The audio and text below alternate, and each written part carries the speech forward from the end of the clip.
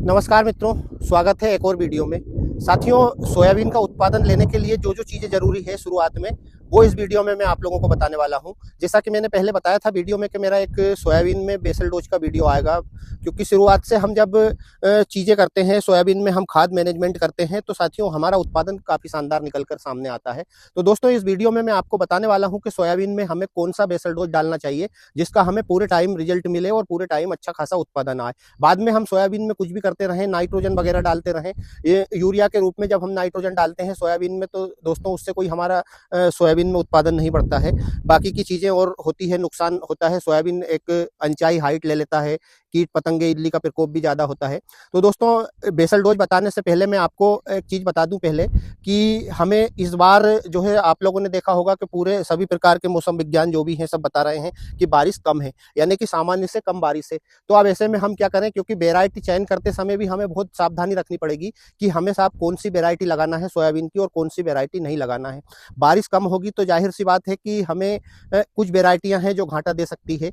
बाकी की जो वेराइटियां हैं, यानी कि कहने का मतलब यह है कि हमें अर्ली मैच्योरिटी की जो वेराइटियां हैं और जिस वेराइटी ने पिछले साल अच्छा खासा उत्पादन दिया था, ऐसी वेराइटियों का चयन यदि हम करेंगे तो सोयाबीन में हमें दोस्तों घाटा नहीं जाएगा। जब कम बारिश होती है तो फिर हम जो पिछली मैच्योरिटी की वेराइटियां लगा देते हैं, तो उसकी वजह से बाद में जब बारिश नहीं होगी तो सोयाबीन हमारा पकेगा नहीं, तो हमें घाटा हो सकता है। तो दोस्तों, आप बीज का चयन करते समय विशेष सावधानी रखें। इस बार के ज़्यादा से ज़्यादा प्राथमिकता, यदि आपके फर के खेत हैं थोड़े से, तो आप बिल्कुल जो अर्ली मैच्योरिटी की वेराइटियां हैं 90 से 92 दिन में, बहुत सारी वेराइटी मैंने ऐसी बताई भी है मेरे पहले जो वीडियो डाले थे उनमें। तो आप इस प्रकार की वेराइटियों का चयन करेंगे तो मेरे हिसाब से कम घाटा जाएगा किसान साथियों को। और दोस्तों, बीज का चयन आपने कर लिया, बीज आपने कहीं से खरीद के लाए हैं, तो आप उसका अंकुरण टेस्ट जरूर कर लें, सोयाबीन को उगा कर जरूर देख लें। यदि उस सोयाबीन का 70% से कम आपके यहाँ पे आपने टेस्ट करा और अंकुरण कम आया, तो फिर उस सोयाबीन को आप ना बोएं, क्योंकि सोयाबीन में सबसे ज़रूरी है, अब समय रहते हम कर लेंगे तो हमें अच्छा रहेगा। तो इस प्रकार से आप सोयाबीन का चयन करें। बाकी की अब मैं बात करूं, आपको बताऊं कि हमें सोयाबीन का अच्छा खासा उत्पादन लेने के लिए क्या करना चाहिए शुरुआत में। जैसे हमने अब खेत की तैयारी कर ली, बहुत सारे किसान मित्र सिर्फ अब जैसे ही बारिश आएगी तो सोयाबीन की बोनी करेंगे। तो दोस्तों, उससे पहले हमें बेसल डोज के रूप में क्या क्या चीज़ें डालनी पड़ेगी सोयाबीन में, जो आखिरी टाइम तक हमारे सोयाबीन को सही रखे और अच्छा खासा उत्पादन दे। बाकी की चीज़ें हम वाटर सोलेबल फर्टिलाइजर्स के रूप में तो डालते ही हैं और डाल देंगे, लेकिन शुरुआत में हमें बेसल डोज में क्या डालना है। तो दोस्तों, हमें सिंगल सुपर फास्फेट को पहली प्राथमिकता देना है, यानी कि हम जब खेत की तैयारी कर रहे हैं उस टाइम पे हमें सिंगल सुपर फास्फेट डालना है 3 बोरी प्रति एकड़ के हिसाब से, जैसा कि मैंने आप लोगों को पिछली बार भी बताया था। इस बार मेरा पहला वीडियो है ये बेसल डोज पर। मेरे बहुत सारे सब्सक्राइबर भाई पूछ रहे थे कि साहब हमें खाद मैनेजमेंट कैसे करना है, बेसल डोज में हमें क्या क्या डालना है। तो दोस्तों, आपको मैं इस वीडियो में पूरी A to Z जानकारी बता रहा हूँ कि 3 बोरी प्रति एकड़ के हिसाब से हमें सिंगल सुपर फास्फेट लेना है और उसमें हमें 30 किलो प्रति एकड़ के हिसाब से पोटास लेना है। अब दोस्तों, बात आती है डीएपी की, क्योंकि डीएपी में भी फास्फोरस है और सिंगल सुपर फास्फेट में भी फास्फोरस की मात्रा है। तो यदि हम 3 बोरी प्रति एकड़ के हिसाब से सिंगल सुपर फास्फेट ले रहे हैं, तो फिर डीएपी हमें जब जिस टाइम पे हम सोयाबीन बो रहे हैं उस टाइम पे, दोस्तों मैं तो हमेशा सोयाबीन में मिलाकर बोता हूँ।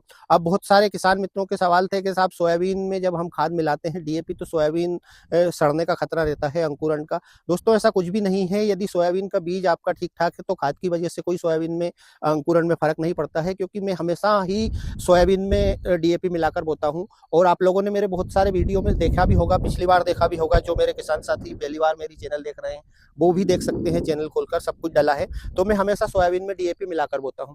तो दोस्तों, हमने यदि 3 बोरी सिंगल सुपर फास्फेट डाल दिया है और पोटास डाल दिया है, तो फिर हमें आधी बोरी प्रति एकड़ के हिसाब से ही डीएपी मिलाना है।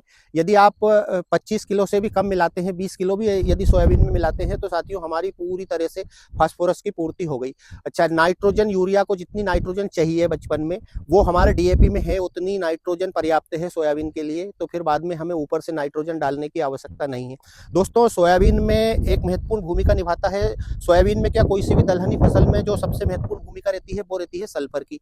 तो सल्फर हमें अलग से इसलिए ऐड नहीं करना है। जो किसान मित्र यदि सिंगल सुपर फास्फेट नहीं डाल रहे हैं बेसल डोज में और सिर्फ डीएपी मिलाकर ही सोयाबीन की बोनी कर रहे हैं, तो ऐसे किसान मित्र 4 किलो प्रति एकड़ के हिसाब से सल्फर भी उसमें ऐड कर सकते हैं।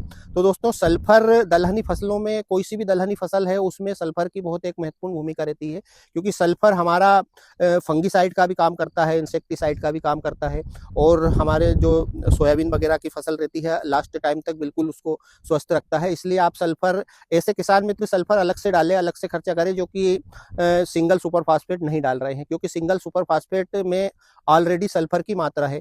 तो दोस्तों आप इस प्रकार से, यदि बेसल डोज में बस सिर्फ यही चीज़ें डालना है, इसके अलावा हमें कुछ नहीं डालना है। और सोयाबीन में बोनी करते टाइम मैंने आप लोगों को बहुत सारे वीडियो में बताया है, काफ़ी वीडियो में, कि हमें वेराइटी के हिसाब से स्पेस का चयन करना है, यानी कि आप कौन सी वेराइटी लगा रहे हैं, वो वेराइटी फैल रही है कि नहीं फैल रही है। आपने देखा होगा सिंगल जाती है कोई, जैसे 95-60 वगैरह है, और 2303 भी मैं काफ़ी टाइम से लगा रहा हूँ, तो उसमें भी कोई इतना ज़्यादा फैलाव रहता नहीं है। हाँ, यदि आप दूसरी कोई सी वेराइटी लगा रहे हैं फैलने वाली, तो फिर उसका स्पेस अलग रहेगा, और जो कम फैलने वाली अर्ली मैच्योरिटी की वेराइटियां हैं उसका स्पेस अलग रहेगा। विशेष तौर से हमें ध्यान रखना है, यानी कि जो अर्ली मैच्योरिटी की वेराइटियां हैं, यदि हम उन वेराइटियों का ही चयन करते हैं, तो फिर दोस्तों हमें सीड ड्रिल की सेटिंग में भी परिवर्तन करना पड़ेगा। क्यों करना पड़ेगा? क्योंकि जैसे आपने मेरे वीडियो देखे हैं कई बार कि मैं 16 इंच पे लगाता हूँ, लेकिन आजकल की जो ये वेराइटियां हैं ये ज़्यादा फैलती नहीं है, ज़्यादा जगह ढाकती नहीं है, यानी कि फिर हम जब 16 इंच पे लगाते हैं, मैंने 16 इंच पे ही लगाया है इतने दिन से, तो दोस्तों यदि मैं भी अर्ली मैच्योरिटी की जो वेराइटियों का चयन करूंगा, तो इस बार सीड ड्रिल की सेटिंग में भी परिवर्तन करूंगा, उसको 16 इंच से 14 इंच पे लाऊंगा, या फिर जैसी भी सेटिंग हो जाएगी उस प्रकार से करूंगा। तो आप भी इस प्रकार से, जो, हाँ, आप यदि थोड़ा बहुत आपकी गलती ज़मीन है और आपकी जल भराव वाली ज़मीन है, और आप उसमें मजबूरी है आपकी कि आप अर्ली मैच्योरिटी की वैरायटी नहीं लगा सकते हैं, तो फिर आपको 16 इंच पे लगाना चाहिए जो फैलने वाली वैरायटियां हैं उनको। और दोस्तों हमें सीड रेट का भी विशेष ध्यान रखना है सोयाबीन में, कौन सी वैरायटी हम लगा रहे हैं, कितना उसका सीड रेट हमें डालना है, ये सब चीज़ें साथियों आप मेरे से कमेंट के माध्यम से भी पूछ सकते हैं। मैं आप लोगों को बता दूंगा कि आपने कौन सी वैरायटी का चयन करा है, तो उस वैरायटी को हमें कितने इंच पे लगाना है। तो साथियों बाकी की चीज़ें हमें मैं आपको, जब हम सोयाबीन रहेगा खेत में, तो उस टाइम पे मैं आपको पूरा A to Z वीडियो के माध्यम से बताता रहूँगा कि हमें उसमें वाटर सोल्यूबल फर्टिलाइजर्स कौन कौन से डालना है, और कौन कौन से समय पे डालना है, फंगीसाइड, इंसेक्टिसाइड। तो इस प्रकार से आप लोगों को सहूलियत रहेगी, और मैं अपना पूरी चीज़ें दिखाता रहूँगा आपको वीडियो के माध्यम से। तो आप लोगों से रिक्वेस्ट है, यदि आप नए व्यूअर हैं, यानी कि नए किसान मित्र इस चैनल से पे पहली बार देख रहे हैं वीडियो, तो दोस्तों आप इस चैनल को सब्सक्राइब कर लीजिएगा, और बेल आइकन को प्रेस करना बिल्कुल भी मत भूलना, ताकि जैसे ही मैं वीडियो डालूंगा तो सबसे पहले आपके पास उसका नोटिफिकेशन आएगा और आप उस वीडियो को खोलकर देख सकते हैं। तो दोस्तों उत्पादन काफ़ी अच्छा आता है सोयाबीन का मेरा, क्योंकि काफ़ी टाइम से मैं सोयाबीन की खेती कर रहा हूं, तो आप लोगों का उत्पादन भी निश्चित रूप से, यदि आप इस चैनल से जुड़ते हैं, तो उत्पादन काफ़ी शानदार आएगा। तो दोस्तों ये थी बेसल डोज के बारे में एक छोटी सी जानकारी। मिलता हूं बहुत जल्द एक और वीडियो में, तब तक के लिए जय जवान जय किसान।